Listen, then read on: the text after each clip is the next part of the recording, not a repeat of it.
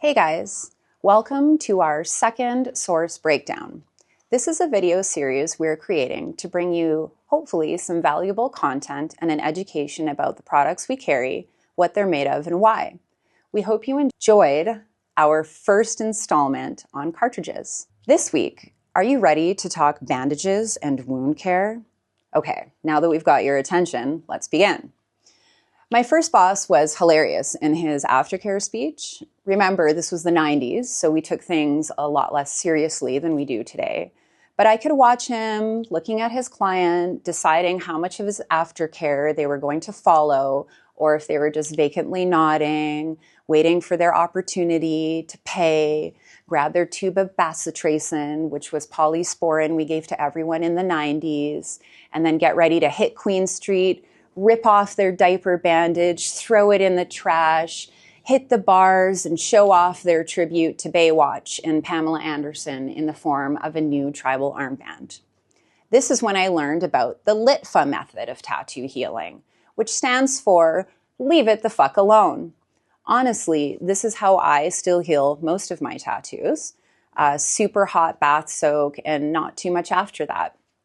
Just a little bit of cream when necessary. However, my research for this particular breakdown has probably made me rethink my old school ways a little bit. So let's get to it. This week, we're going to break down a product that goes by many names. We call it Standard Skin. You can see that there. But you might know it as Second Skin or Saniderm. We're going to start talking about it way back in the day, nearly 50 years ago, when inventor and 3M scientist Steve Heineke created Tegaderm. Until the 1960s, the prevailing medical belief was that the fastest healing of wounds, abrasions, small burns was through a dry healing process. This meant allowing the wound to be kept clean, but to just dry out and form scabs and heal from within. Then, in 1962, Dr. George D. Winter published a paper in the scientific journal called Nature. Okay, the name of his paper is a mouthful. Formation of the scab and the rate of epithelialization of superficial wound in the skin of the young domestic pig. In this situation, you and I are the pig. In a nutshell, he studied shallow wounds on the backs of pigs. Some wounds were left to dry out and scab naturally, while others he dressed with a polymer film to keep them moist. His conclusion? Well, that the wet healing method was faster when he noted a faster rate of new epithelium, or new skin, on the wet wounds. This revelation would change how the entire medical industry would think of wound healing. Once I began researching this product, I had to wonder why the tattoo industry didn't adopt this product sooner, to be honest, because on the surface, it seems like the ideal product to heal a tattoo.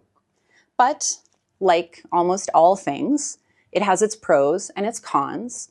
It's probably also a little bit misunderstood, and it is definitely misused by many. So let's take a look at Standard Skin. No matter what it's called, these bandages are all 3 layers. A thin, clear dressing in the center, a protective paper backing, and an easy peel cracked plastic layer. Standard Skin is no different. We tested several versions of clear dressings and found ours to be especially stretchy and forgiving, while still being ultra thin and strong. Additionally, our cracked plastic backing is also thin and malleable, keeping it easy to apply and smooth down on almost any area of the body that you've tattooed. The pros of this type of bandage are pretty obvious. Firstly, of course, there is that wet wound healing wisdom given to us from the medical industry, and I'm certainly not here to argue with science. These bandages are easy to apply in a way that the tattoo is fully and evenly covered, regardless of its location. It's kind of stretchy and flexible, so it stays well on the body part, even if it moves a lot. It's waterproof, so you can work out or you can get dirty at work, then shower, and your tattoo is untouched while it's healing by all of these external forces. There are no annoying tapes to deal with. There's no fluffy cotton fibers flying everywhere when you cut into it. Basically, you just put it on and poof, take it off once your tattoo is healed. So what's the downside? Well, since all of the bandages are based off of the OG Tegaderm, I took a look at their ISO info sheet to see the recommendation regarding use, application, and removal. Firstly, I think that all of us have used several different versions of this product, at least over the past few years, and can likely agree that the number one issue is some sort of reaction to the bandage, or even more specifically, a reaction to the adhesive on the bandage.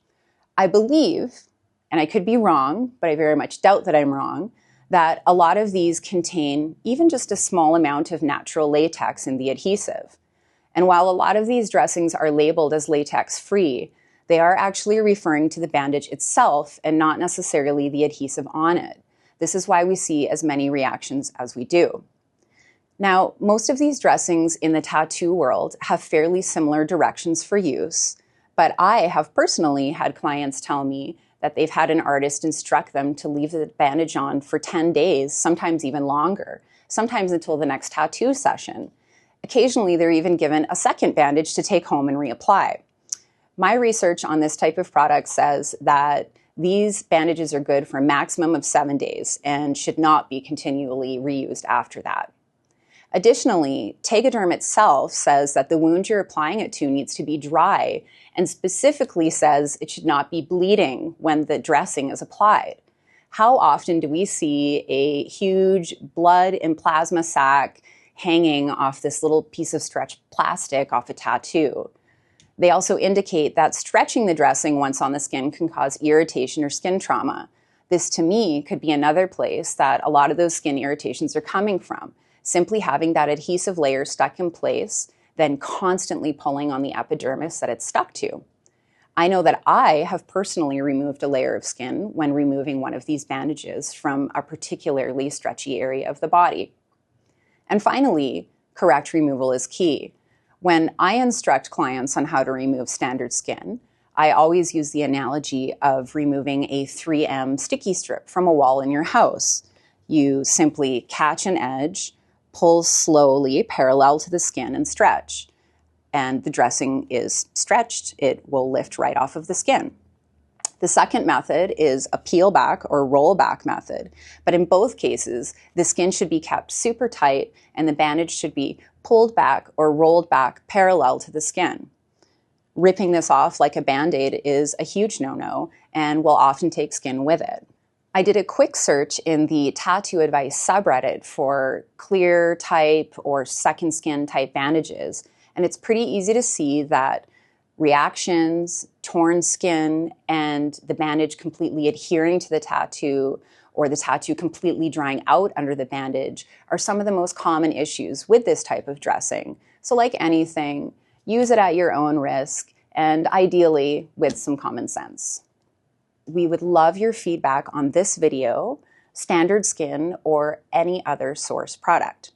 You can email us anytime at info@sourcetattoosupply.com and follow us on Instagram at sourcetattoosupply.